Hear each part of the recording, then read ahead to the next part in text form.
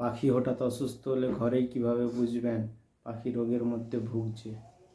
আপনার পাখি যদি হঠাৎ চুপ হয়ে যায় বা খাওয়া বন্ধ করে দেয় তাহলে দেরি করলে ও বাঁচবে না। আজকে আমি দেখাবো ঘরেই কিভাবে বুঝবেন আপনার পাখির সমস্যা। নাম্বার 1, পাখি চুপ হয়ে যাওয়া।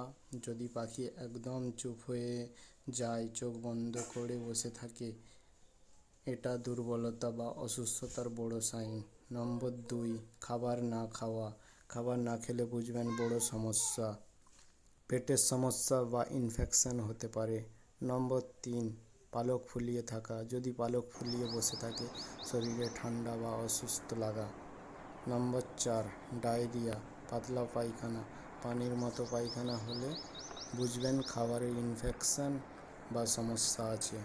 নম্বর 5, শ্বাস নিতে কষ্ট, হাঁপাচ্ছে বা মুখ খুলে শ্বাস নিচ্ছে, এটা খুবই ডেঞ্জারাস।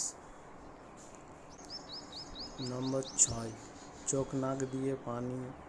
বা নাক দিয়ে পানি পড়লে ঠান্ডা বা ইনফেকশন হতে পারে, ঠান্ডা লাগতে পারে বা ইনফেকশন হতে পারে।